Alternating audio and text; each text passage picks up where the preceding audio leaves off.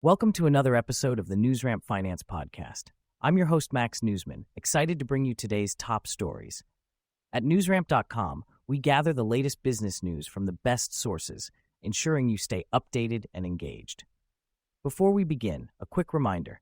This podcast features AI-assisted production and voices, but the news we present is genuine, with full stories available on newsramp.com. Today is Wednesday evening, August 6th, 2025, and we've curated a fantastic selection of finance news just for you. So whether you're commuting, working out, or just relaxing, stay tuned and let's dive right in. Let's kick things off with our first headline.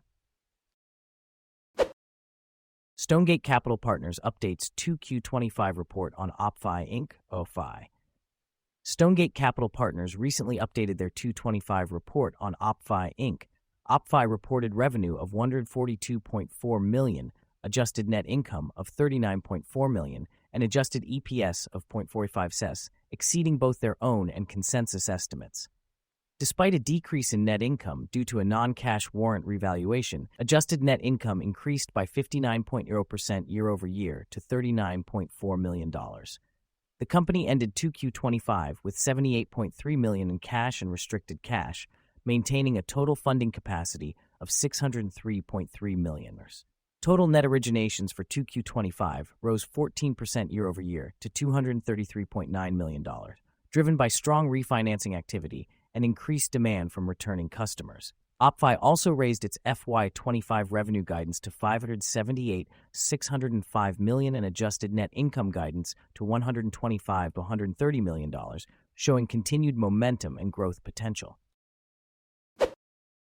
Stonegate Capital Partners initiates coverage on Choice International Limited NSE Choice In. Stonegate Capital Partners has initiated coverage on Choice International Limited on the NSE.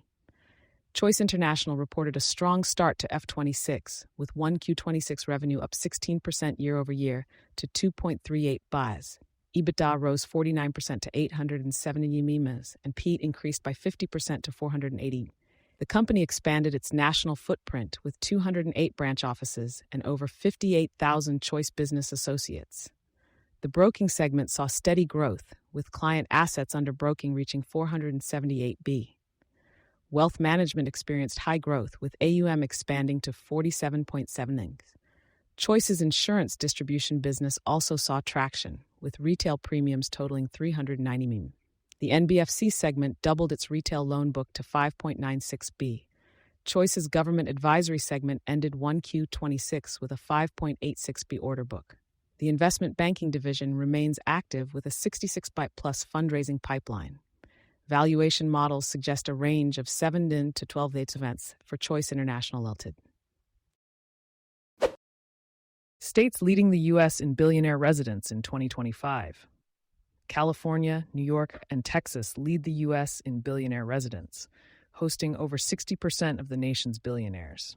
California tops the list with around 186 billionaires, driven by tech magnates in the Bay Area.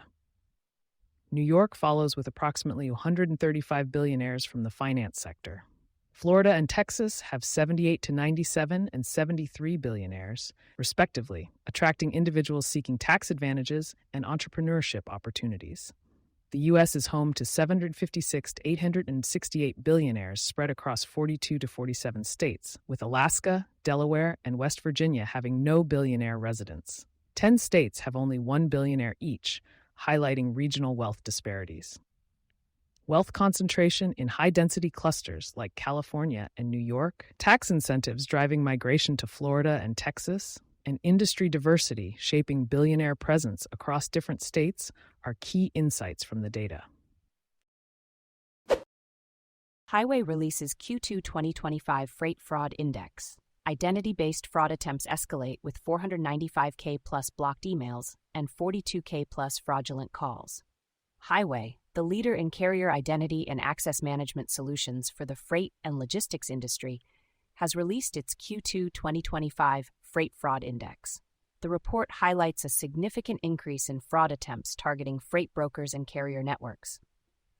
In Q2, Highway flagged and blocked over 495,000 fraudulent email attempts, 42,000 suspicious phone numbers, and issued 2,281 identity alerts. Compared to Q1 2025, fraudulent email attempts rose by 41%, and broker-reported identity fraud increased by 23%. These findings align with national trends, with the National Insurance Crime Bureau reporting a 27% year-over-year increase in U.S. cargo theft. To combat these threats, Highway has launched Secure Rate Con Delivery and Highway for VoIP to proactively detect and block fraudulent activities. Highway emphasizes the importance of identity verification and encourages brokers to use secure delivery methods, verify contact changes, and educate teams on red flags and escalation paths to prevent fraud. $4 billion and counting. Woodside Credit powers the collector car market's next era.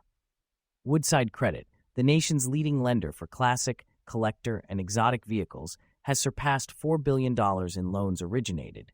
This milestone showcases the company's commitment to providing the lowest monthly payments in America for car enthusiasts, collectors, and dealers. With a focus on delivering unmatched value, Woodside Credit's financing program offers up to 180-month terms, no early payoff penalties, and loans up to $1 million. Backed by a team of specialists, Woodside Credit ensures fast approvals, clear communication, and smooth funding, often in just a few business days. Meet Woodside Credit at the Pebble Beach Concours d'Elegance and Works Reunion to learn more about their collector car financing program. Q&A with Dr. Süleyman Özarslan, co-founder of Picus Security. Why exposure validation is essential to cybersecurity resilience. Dr. Süleyman Özarslan, co-founder of Picus Security, explains why exposure validation is crucial for cybersecurity resilience. Traditional exposure management may prioritize low-risk issues, wasting time on non-critical vulnerabilities. Exposure validation ensures that security measures actually protect critical assets. Continuous threat exposure management, CM, is vital for industries like finance, healthcare, IT, and e-commerce. Adversarial exposure validation tests vulnerabilities in real-world scenarios, focusing on exploitable risks. CTM is scalable for businesses of any size and industry. Beware of vendors claiming to offer CTM solutions without understanding its true nature. Implementing a CTM program involves scoping, discovery, prioritization, validation, and mobilization phases. To learn more about Picus Security, visit their website. Thank you for joining us today. That's it for this episode of the NewsRamp Finance Podcast. As a reminder, NewsRamp curates news from leading newswires like Newsworthy.ai, 24/7pressrelease.com, NewsDirect.com, and BlockchainWire.io. We encourage you to visit newsramp.com to read all of today's news.